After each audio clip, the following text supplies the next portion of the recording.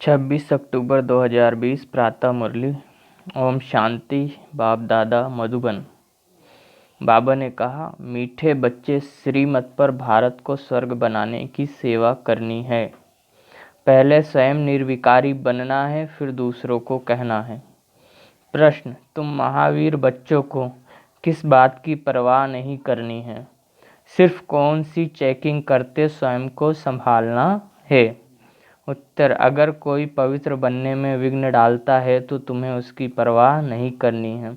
सिर्फ चेक करो कि मैं महावीर हूँ, मैं अपने आप को ठगता तो नहीं हूँ, बेहद का वैराग्य रहता है, मैं आप समान बनाता हूँ, मेरे में क्रोध तो नहीं है, जो दूसरों को कहता हूँ वह खुद भी करता हूँ। गीत है, तुम्हें पाके मैं हमने जहाँ पा लिया, जमी तो जमी आसमां पा लिया। ओम शांति। इसमें बोलने का नहीं रहता, यह समझने की बात है। मीठे मीठे रूहानी बच्चे समझ रहे हैं कि हम फिर से देवता बन रहे हैं, संपूर्ण निर्विकारी बन रहे हैं। बाप आकर कहते हैं, बच्चे काम को जीतो अर्थात पवित्र बनो। बच्चों ने गीत सुना, अब फिर से बच्चों को स्मृति आई है। हम बेहद के बाप से बेहद का वर्षा लेते हैं, जो कोई छीन न सके। वहाँ दूसरा कोई छीनने वाला होता ही नहीं है, उसको कहा जाता है अद्वितीय राज्य। फिर बाद में रावण राज्य दूसरों का होता है। अभी तुम समझ रहे हो, समझाना भी ऐसे है। हम फिर से भारत को श्रीमत पर वाइसलेस बना रहे हैं। ऊंच से ऊंच भगवान तो सब कहेंगे, उनको ही बाप कहा जाता है, तो यह भी समझाना है, लिखना भी है। भारत जो संपूर्ण निर्विकारी स्वर्ग था, वह अब विकारी नरक बन गया है। फिर हम श्रीमत पर भारत को स्वर्ग बना रहे हैं।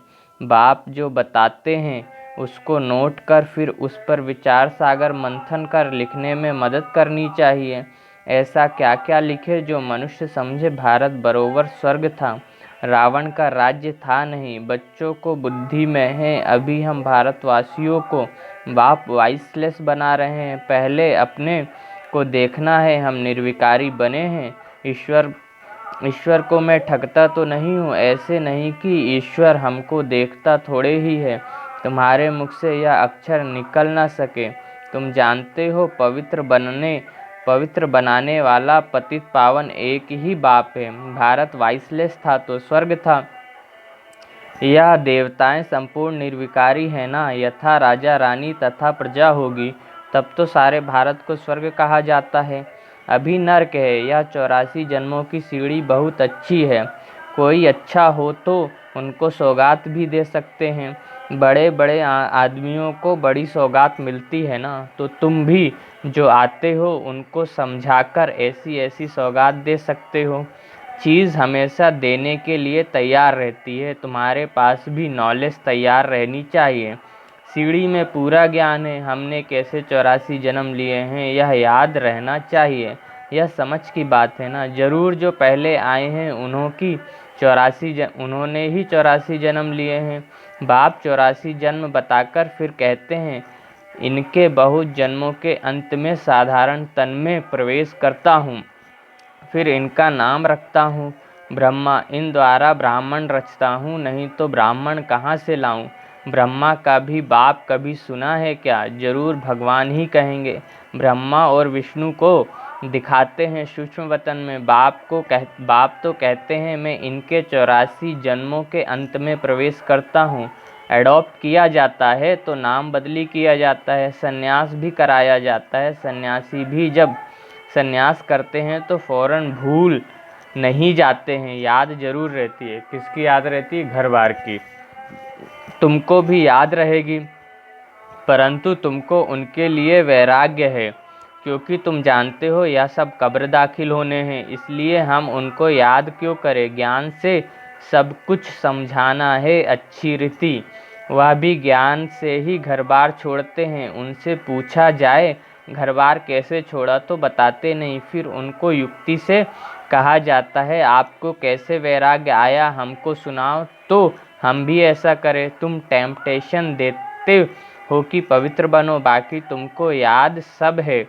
छोटेपन से लेकर सब बात बता सकते हो, बुद्धि में सारा ज्ञान है। कैसे यह सब ड्रामा के एक्टर से जो पार्ट बजाते आए हैं, अभी सबको कलयुगी कर्म बंधन टूटने हैं। अभी सबके कलयुगी कर्म बंधन टूटने हैं, फिर जाएंगे शांति धाम। वहाँ से फिर सबका नया संबंध जुटेगा।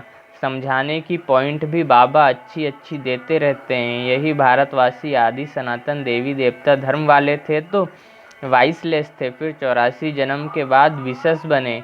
अब फिर वाइसलेस बनना है हम, परंतु पुरुषार्थ कराने वाला चाहिए। अभी तुमको बाप ने बताया है, बाप कहते हैं तुम वही हो ना। बच्चे भी कहते हैं बाबा आप वही हैं।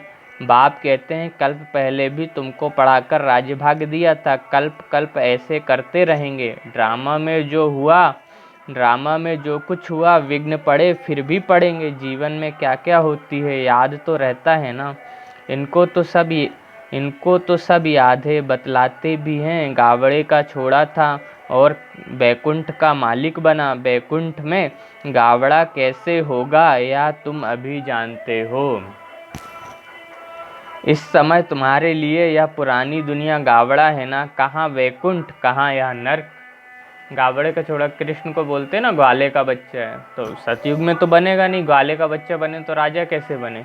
यहाँ अंतिम जन्म में ग्वाले का बच्चा था, क्योंकि पहले तो गाय सभी के पास होती थी और सतयुग में तो वो जाके कृष्ण बनेगा। कहाँ बैकुंठ कहाँ यह नर्क। मनुष्य तो बड़े बड़े महल बिल्डिंग आदि देख समझते हैं यही स्वर्ग है। बाप कहते हैं या तो सब मिट्टी पत्थर है, इनकी कोई वैल्यू नहीं। वैल्यू सबसे ज़्यादा हीरे की होती है। बाप कहते हैं विचार करो, सतयुग में तुम्हारे सोने के महल कैसे थे। हमें चिंतन करना चाहिए, कल्पना करनी चाहिए कि हमारे सोने के महल कैसे थे। वहाँ तो सब खानियाँ भरी होती हैं, ढेर का ढेर सोना होता है, तो बच्चों को कितनी खुशी होनी चाहिए। कोई समय मुरझाइश आती है तो बाबा ने समझाया है, कोई ऐसे रिकॉर्ड हैं जो तुमको फ़ौरन खुशी में ला देंगे। सारा ज्ञान बुद्धि में आ जाता है।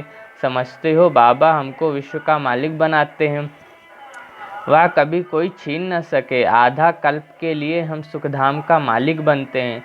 राजा का बच्चा समझता है हम इस हद की राजाई के वारिस हैं। तुमको कितना नशा रहना चाहिए। हम बेहद के बाप के वारिस हैं। बाप स्वर्ग की स्थापना करते हैं, हम 21 जन्मों के लिए वारिस बनते हैं। कितनी खुशी होनी चाहिए। जिसका वारिस बनते हैं उनको भी ज़रूर याद करना है। याद करने बगैर तो वारिस बन ना सके। याद करो तो पवित्र बने, याद करे तो पवित्र बने, तभी वारिस बन सके। तुम जानते हो श्रीमत पर हम विश्व के मालिक डबल सिरताज बनते हैं।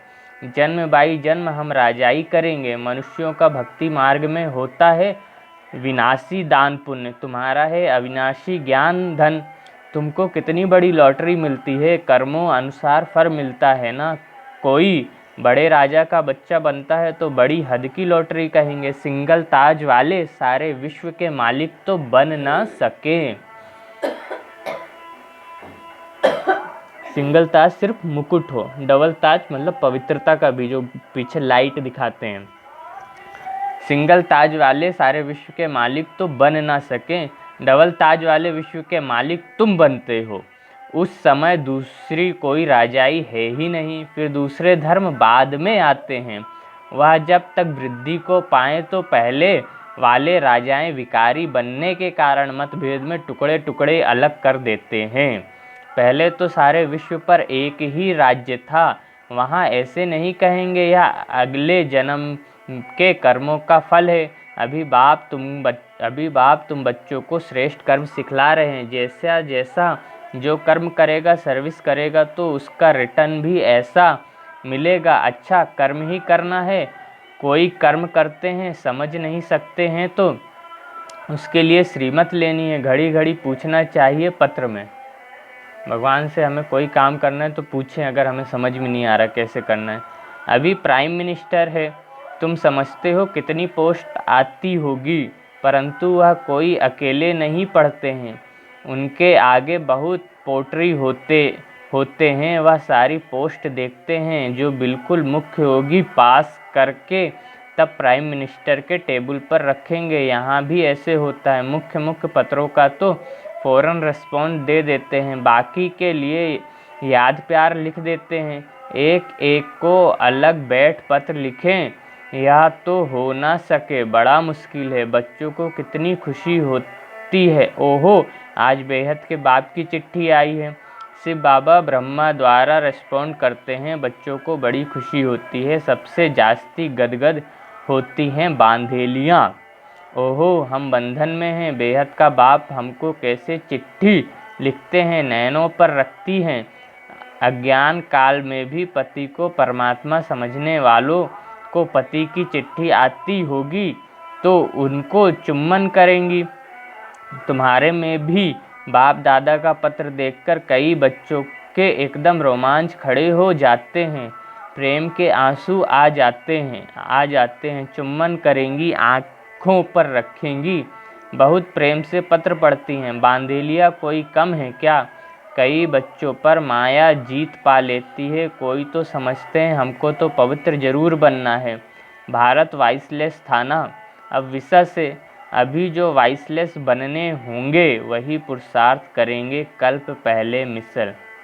अभी जिनको पवित्र बनना है वही मेहनत करेंगे, नहीं तो कोई नहीं करेगा। तुम बच्चों को समझाना बहुत सहज है, तुम्हारा भी यह प्लान है ना। गीता का युग चल रहा है, गीता का ही पुरुषोत्तम युग गाया जाता है।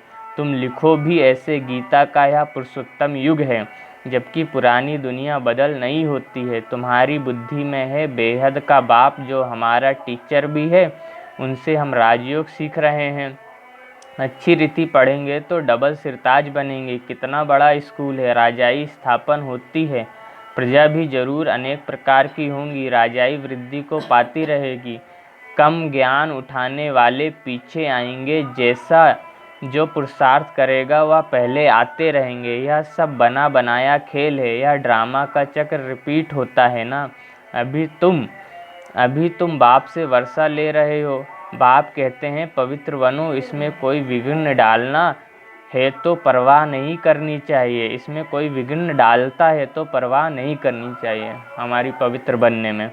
रोटी टुकड़ा तो मिल सकती है ना, बच्चों को पुरुषार्थ करना चाहिए तो याद रहेगी। बाबा भक्ति मार्ग का मिसाल बताते हैं। पूजा के टाइम में बुद्धि योग बाहर जाता था तो अपना कान पकड़ते थे, चमाट मारते थे ब्रह्मा बाबा। इसलिए भगवान उनके तन में आया, किसी साधारण मनुष्य के तन में, योगी तपस्वी के तन में नहीं आया। योगी की इसलिए नहीं आया, जो घर बार छोड़ के गया वो घर वालों को क्या समझाएगा कि दुनिया में कैसे चलना है। और ऐसे भी किसी भक्त के तन में नहीं आया जो भक्ति दिखाने के लिए बहुत करता हो। वो खुद इतना करते थे, नारायण का चित्र उनके हाथ में रहता था, जेब में रहता था, और जब भक्ति करते थे तो यहाँ सुनाया अनुभव, शिव बाबा बता रहे हैं उनके बारे में। पूजा के टाइम बुद्धि बाहर में जाता था तो अपना कान पकड़ते थे और चमाट मारते थे, खुद को एक चाटा लगा लेते थे कि मैं नारायण की पूजा कर रहा हूँ, मेरा मन बाहर क्यों जा रहा है। और इतने बड़े भगत थे, जो विष्णु और लक्ष्मी का चित्र है जिसमें विष्णु शेष सैया में सोए और लक्ष्मी पैर दबा रही है, तो उन्होंने वो चित्र फाड़ दिया था और चित्रकार को बुला के बोला नारायण का इधर अलग चित्र बनाओ, लक्ष्मी का इधर। लक्ष्मी जो विश्व की महारानी है, जो नारायण की पत्नी है, वो नारायण के पैर दबाएगी। और नारायण जो खुद इतना बड़ा देवता है, जिसके अधीन पांचों तत्व है, उसका ये शरीर दुख रहा है क्या? इतना ज्ञान उनको भक्ति में था जब उनको भगवान नहीं मिला था, तब भगवान इस तन में आया है, कोई साधारण बात नहीं है। अब तो यह है ज्ञान। आज भी देखो इतने बड़े बड़े, हाँ लक्ष्मी पैर दबा रही, सही है, इसी से शोषण हुआ है। वो जब बाबा नहीं आए थे तब भी नारियों का बहुत सम्मान करते थे ब्रह्मा बाबा। सोचो, जब फोटो से फाड़ के अलग बनवा दिए तो अपने पत्नियों को, बच्चों को तो बहुत ठाठ से रखते थे, बहुत, और सबका सम्मान करते थे। अब तो यह है ज्ञान, इसमें भी मुख्य बात है याद की। याद ना रहे तो अपने को थप्पड़ मारना चाहिए। माया मेरे ऊपर जीत क्यों पाती? क्या मैं इतना कच्चा हूँ? मुझे तो इन पर जीत पानी है। अगर हमारा मन चंचल होता है तो स्वयं अपने को सजा देनी चाहिए। जब बच्चे छोटे छोटे थे, बाबा के ऊपर जब भगवान आ गए थे, हॉस्टल खोला था उन्होंने, तो रोज़ रात को कचहरी लगती थी कि आज आपने क्या गलती की है। और बच्चों को सिखाया जाता है आपने कोई गलती की है अगर आपसे गलती सुधर नहीं रही तो आप एक टाइम का खाना नहीं खाओ, अपने को दंड दो, ताकि आपका मन बैठे कि मुझे ये गलती दोबारा नहीं करनी है। ऐसे करके बच्चों को जब शिव बाबा आ गए तब हॉस्टल में भी सिखाते थे। याद ना रहे तो अपने को थप्पड़ मारना चाहिए, माया मेरे ऊपर जीत क्यों पाती, क्या मैं इतना कच्चा हूँ, मुझे तो इन पर जीत पानी है, अपने आप को अच्छी रीति संभालना है, अपने से पूछो मैं इतना महावीर हूँ, औरों को भी महावीर बनाने का पुरुषार्थ करना है, जितना बहुतों को आप समान बनाएंगे तो ऊंच दर्जा होगा, अपना राज्य भाग लेने के लिए रेस करनी है, अगर हमारे में ही क्रोध है तो दूसरों को कैसे कहेंगे कि क्रोध नहीं करना है, सच्चाई नहीं हुई ना, लज्जा आनी चाहिए, दूसरों को समझाएं और वह ऊंच बन जाए, हम नीचे ही रह जाएं, यह भी कोई पुरुषार्थ नहीं है। हम दूसरों को बोले भगवान आया, उसको याद करो तरक्की होगी, और वो याद करके अपनी तरक्की कर ले, हम ऐसे ही पड़े हैं तो ये कोई फ़ायदा नहीं है। दूसरों को समझाएं और वह ऊंच बन जाए, हम नीचे ही रह जाएं, यह भी कोई पुरुषार्थ नहीं है। पंडित की कहानी, इसमें पंडित की कहानी है। राम राम राम राम जपता था, एक दूध वाली आती थी नदी के उस पार से, तो वो लेट हो जाती थी, लकड़हारे के साथ, वो नाविक के साथ जाना पड़ता था नदी पार करके। तो पंडित बोला तुम क्यों लेट हो जाती हो, तो बोला उसके साथ, तो बोलते राम राम जपो और नदी पार हो जाएगी, राम राम जपते हुए जाना, नदी पार हो जाएगी। तो राम राम जपते हुए गई, नदी पार हो गई। फिर दूसरे दिन जल्दी आ गई, फिर 2-3 दिन जल्दी आ गई, तो बोला अब तो तुम जल्दी आती हो, तो बोले पंडित जी आपने बोला था ना राम राम जपो नदी पार हो जाएगी, तो मैं राम राम जपती हूँ, नदी पार हो जाती है। तो एक दिन पंडित को भी जाना था साथ में, तो पंडित आया, चलने लगा, नाव के लिए खड़ा रहा, तो उसने कहा राम राम जपो पंडित जी पार हो जाएगी। वो चलते चलते उधर गई, पंडित राम राम जपते हुए जैसे पैर रखे, वो पैर घुस जाए नीचे, अंदर चला जाए, वो डूबने लगे, बाहर लौट आए। वो बोली आओ पंडित जी, वो पार हो गई, पंडित इधर ही खड़ा, क्यों, क्योंकि उसको राम के नाम पे भरोसा ही नहीं था। यही बोल रहे हैं पंडित की कहानी, मतलब मुंह से बोलो ये करो और खुद को नहीं करना। इसलिए इस ज्ञान का जो बाबा हमें सिखाते हैं कि पहले तुम खुद को बदलो। ये पढ़ाई दूसरों के लिए नहीं है, ये पढ़ाई इसलिए बाबा रोज पढ़ाते हैं कि बच्चे तुम्हें खुद को बदलना है, तुम्हें देख के दूसरा बदलेगा। इसलिए इस ज्ञान में, जैसे आप लोग बोल देते हैं इसको क्रोध आता है, इस ज्ञान में लोग जो दूसरे बाहरी लोग वो यही देखते हैं कि ये तो बोलते हैं ऐसा ऐसा करो और खुद नहीं होते, इसीलिए इस ज्ञान में टोक देते हैं। बाकी ब्राह्मणों को कोई नहीं बोलेगा, तुम शास्त्र पढ़ते हो, उनको कोई नहीं टोकेगा। क्यों? क्योंकि उस ज्ञान में पढ़ाने वाला कोई नहीं है, इस ज्ञान में भगवान है, और वो टोकता वो सामने वाला नहीं है, वो भगवान ही टुकवाता है इसको। तुम मेरी पढ़ाई पढ़ो, तुम नहीं सुधरोगे तो लोगों से तुम्हें टुकवाऊंगा, तुम्हें बनना तो है ही। बाबा ने बोला ठोक पीट के बना के लेके जाऊंगा, बिना बने जाओगे नहीं, या तो अच्छे से बन जाओ या ठोक पीट के बनो। तो पंडित की कहानी, बाप को याद करते तुम इस विषय सागर से क्षीर सागर में चले जाएंगे, स्वर्ग में चले जाएंगे। जो नहीं करेगा वो अटक जाएगा। बाकी यह सब मिसाल बाप बेट समझाते हैं, जो फिर भक्ति मार्ग में रिपीट करते हैं। भ्रमरी का भी मिसाल है, तुम ब्राह्मणिया हो ना, बीके, यह तो सच्चे सच्चे ब्राह्मण हुए। प्रजापिता ब्रह्मा कहाँ है, जरूर यहाँ होगा ना। वह थोड़े ही होंगे, वहाँ थोड़े ही होंगे, मतलब सतयुग में नहीं होंगे, यहीं होंगे, क्योंकि यहीं इस धरती को स्वर्ग बनाना है ना। ब्रह्मा ने सृष्टि रची, तो कौन सी सृष्टि रची? सतयुगी सृष्टि रची शिव बाबा के कहने पे। तुम बच्चों को बहुत होशियार बनना चाहिए, बाबा का प्लान है मनुष्य को देवता बनाने का, ये भगवान का प्लान है, ऐसा दुनिया में किसी का लक्ष्य नहीं है। और सोचो सिर्फ इसी एक प्लान से कि हमें देवता बनाना है, अब देवता रहेंगे कहाँ, फिर उनके लिए घर बनाना पड़ेगा, उनके लिए ऐसी जगह बनानी, मतलब पूरी सृष्टि इसी एक प्लान से परिवर्तित हो जाती है। और देवता बनाने के लिए वो हमें पढ़ा रहा है, वो बोलता है मुझे याद करो, याद से तुम्हारी आत्मा पवित्र होगी, पढ़ाई से तुम्हारे संस्कार शुद्ध हो जाएंगे। इसलिए ये पढ़ाई हो रही है, क्योंकि बिना पढ़े तो हम देवता बनेंगे नहीं, बिना पढ़े ना कोई डॉक्टर ना इंजीनियर, कुछ नहीं बनता। तो ये पढ़ाई है देवता बनने की। बाबा का प्लान है मनुष्य को देवता बनाने का। यह चित्र भी हैं समझाने के लिए, सेंटरों में जो चित्र लगे रहते हैं, इनमें लिखत भी ऐसी होनी चाहिए गीता के भगवान का यह प्लेन है ना, हम ब्राह्मण हैं चोटी। एक की बात थोड़े ही होती है। हमारा खान पान रहन सहन बहुत शुद्ध होना है, क्योंकि हम सच्चे ब्राह्मण हैं। हमें ये पता है ब्रह्मा कौन है, हमें ये पता है भगवान कौन है, हमें ये पता है हम कौन है, हमें ये पता है कि देवी देवताओं को लहसुन प्याज का भोग क्यों नहीं लगता, क्योंकि यहाँ ब्राह्मण भगवान की श्रीमत पर उस भोजन को छोड़ते हैं, इसलिए उनकी पूजा में भी उस तरह का भोग नहीं लगता। क्यों उनके लिए नहा के भोजन बनाया जाता है, क्यों उनको बनाने वाले पवित्र होना चाहिए, गृहस्थी हो, विकारी नहीं होना चाहिए। क्यों देवियों के इसमें 9 दिन उपास रखते तो कोई विकार में नहीं आता है। क्यों? क्योंकि हम ब्राह्मण संपूर्ण पवित्र बन के हमने वो पद पाया है। इसलिए हम ब्राह्मण हैं चोटी। एक की बात थोड़े ही होती। प्रजापिता ब्रह्मा को चोटी ब्राह्मण प्रजापिता ब्रह्मा तो चोटी ब्राह्मणों की हुई ना। ब्रह्मा है ही ब्राह्मणों का बाप। इस समय बड़ा भारी कुटुंब परिवार होगा ना। कितना भारी है। अभी 12 लाख लोग नियमित रूप से ये मुरली की क्लास करते थे, जब बहन ने कुछ साल पहले डाटा बताया था। अभी ये बड़ा होगा तो 12 लाख लोग तो नियमित इस परिवार के सदस्य हैं। कहीं भी किसी भी सेंटर में आप जा सकते हो, आपको खाने पीने सब चीज़ की व्यवस्था मिलेगी। और जो लोग नहीं हैं, नियमित रूप से नहीं करते, वो कितने लोग होंगे, है ना। 10,000 सेंटर हैं जो नियमित रूप से चल रहे हैं। तो इतना बड़ा परिवार तो किसी का नहीं होगा। इस समय बड़ा भारी कुटुंब है, परिवार होगा ना। जो फिर तुम देवी कुटुंब में आते हो, इस समय तुमको बहुत खुशी होती है, क्योंकि लॉटरी मिलती है। तुम्हारा नाम बहुत है, वंदे मातरम, शिव की शक्ति सेना तुम हो ना।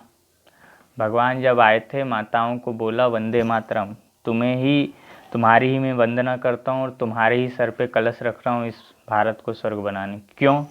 अब माताओं को ही क्यों दिया? एक तो माताओं पे अत्याचार हुए, दूसरा उनके अंदर भावना बहुत होती है, बुद्धि कम प्रेम ज़्यादा। और भगवान को प्रेम चाहिए, बुद्धि नहीं। बुद्धि तो भगवान दे के अपना काम करा ही लेगा। दूसरा, गृहस्थी घर के अंदर किचन कौन संभालता है? माता है, क्योंकि जैसा अन्न वैसा मन।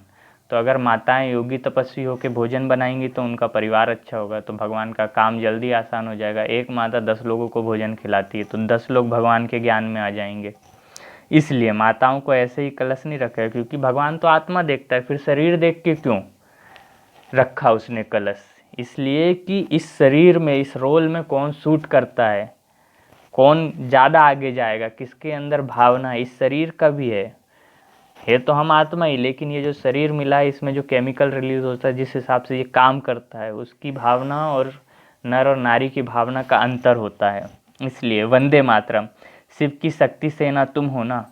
वह तो सब है झूठे मिलिट्री वाले, बहुत होने के कारण मूंझ पड़ते हैं, इसलिए राजधानी स्थापन करने में मेहनत लगती है।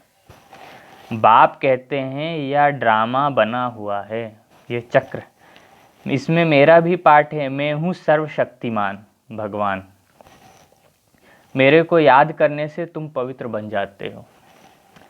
सबसे जास्ती चुंबक है शिव बाबा, सबको खींचता है। सब भगवान को तो याद करते हैं, वही ऊंचते ऊंच रहते हैं, क्योंकि वो शरीर में कभी नहीं आते, मतलब कभी आप पवित्र नहीं हुए, पवित्र हैं, इसलिए वही ऊंचते ऊंच रहते हैं। अच्छा, मीठे मीठे सिकी लधे बच्चों प्रति मात पिता बाप दादा का याद प्यार और गुड मॉर्निंग। रूहानी बाप की रूहानी बच्चों को नमस्ते। हम रूहानी बच्चों के रूहानी मात पिता, मम्मा बाबा, बाप दादा को याद प्यार, गुड मॉर्निंग और नमस्ते। शुक्रिया बाबा, शुक्रिया आपका, पद्मा पदम शुक्रिया। धारणा के लिए मुख्य सार। पहला, सदा इसी नशे व खुशी में रहना है कि हम 21 जन्मों के लिए बेहद बाप के वारिस बने हैं। 21 जन्म।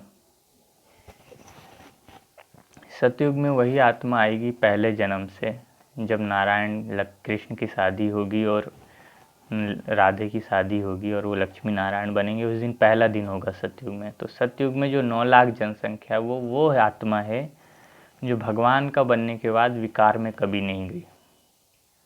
काम विकार में, वो 9 लाख में आएगी और उन्हीं के पूरे 84 जन्म होंगे। सदा इसी नशे व खुशी में रहना है कि हम 21 जन्मों के लिए बेहद बाप के वारिस बने हैं। जिनके वारिस बने हैं उनको याद भी करना है और पवित्र भी जरूर बनना है। दूसरा, बाप जो श्रेष्ठ कर्म सिखला रहे हैं वही कर्म करने हैं, श्रीमत लेते रहना है। भगवान से पूछते रहना है, कहीं मन अटक गया तो। वरदान, मनसा का फुल अटेंशन देने वाले, मनसा पर फुल अटेंशन देने वाले चढ़ती कला के अनुभवी विश्व परिवर्तक भव। हम अपने मन में क्या सोच रहे हैं इस पे हमारा पूरा ध्यान रहे अगर, तो हमारी स्थिति ऊपर को जाएगी। क्योंकि पहले हम सोचते हैं फिर हम बोलते हैं, हम बिना सोचे बोल रहे हैं, मतलब हम उटपटांग अपशब्द कुछ भी बोल सकते हैं। मनसा पर फुल अटेंशन देने वाले चढ़ती कला के अनुभवी विश्व परिवर्तक भव। विस्तार, अब लास्ट समय में मनसा द्वारा ही विश्व परिवर्तन के निमित्त बनना है। इसलिए अब मनसा का एक संकल्प भी व्यर्थ हुआ तो बहुत कुछ गवाया। एक संकल्प को भी साधारण बात ना समझो। वर्तमान समय संकल्प की हलचल भी बड़ी हलचल गिनी जाती है, क्योंकि अब समय बदल गया है, पुरुषार्थ की गति भी बदल गई, तो संकल्प में ही फुल स्टॉप चाहिए। इसलिए बोल रहे हैं बाबा, क्योंकि पहले तो घर घर जाके लोगों को संदेश देते थे भगवान आया। हम लॉकडाउन में तो जा ही नहीं सकते थे, है ना। तो अब हमें मन से देना है, भगवान आया है, मन से, जिस आत्मा को भी, सब आत्मा के लिए, और मन से शुभ सोचना है। क्योंकि हमारे ऊपर वार कैसे होगा, मन से ही होगा। वो मुझे सम्मान नहीं दे रहा, हो गया वार। वो मेरे साथ ऐसा नहीं, हो गया वार। हम भूल रहे हैं कि ये दुनिया ख़त्म होने वाली है, और जैसे जैसे ये दुनिया ख़त्म होने की तरफ आगे की ओर जाएगी वैसे इतनी हलचल बढ़ेगी कि हमारे मन में हलचल आएगी। इसको बचाने के लिए बाबा कहता है शुभ भावना शुभ कामना रखो, हमेशा अच्छा सोचो। अच्छा सोचते रहोगे तो मन में कोई वार नहीं होगा कभी। थोड़ा भी बुरा सोचोगे किसी के भी बारे में तो वही चिंतन चलेगा, वही तुम्हारा विनाश करा देगा, क्योंकि भगवान की याद नहीं आएगी और गए, दुख में डूबे रहोगे। पुरुषार्थ की गति भी बदल गई है, तो संकल्प में ही फुल स्टॉप चाहिए। जब मनसा पर इतना अटेंशन हो तब चढ़ती कला द्वारा विश्व परिवर्तक बन सकेंगे। स्लोगन, कर्म में योग का अनुभव होना अर्थात कर्म योगी बनना। अर्थात हम काम करते करते हमें भगवान की याद आती रहे, और जब हमें भगवान की याद आती रहेगी तो हम बहुत हल्का महसूस करेंगे। कल भाभी सुना रही थी, वो 4 कुरई का खेत काट डाली अकेले। कोई निकला होगा तो बोला कि अकेले रात से लगी थी काट डाली। वो बोली मैं आत्मा हूँ, ऐसे करते करते काटती रहती, मुझे पता ही नहीं चलता कब कितना कट गया, समझ में ही नहीं आता। अब यही योग है। क्यों? क्योंकि मन काम को नहीं देख रहा है। काम देखेगा इतना बड़ा है कैसे, वो तो बस बैठती हैं और मैं आत्मा हूँ करती हूँ, तो आत्मा में भगवान शक्ति भरता है, पता ही नहीं चलता। मन क्योंकि ऊपर लगा है, काम हो रहा है। इसी को भगवान कहते हैं हथकारड़े दिल यार दे, मतलब हाथ से काम करो और दिल से भगवान को याद करो। यही कर्मयोग स्थिति है। इससे इंसान के बहुत काम बनते हैं और सही अच्छे से भी होता है और सफल भी होता है। स्लोगन है, कर्म में योग का अनुभव होना, यही कर्मयोगी बनना है। यही अर्थात कर्मयोगी बनना। अच्छा, ओम शांति।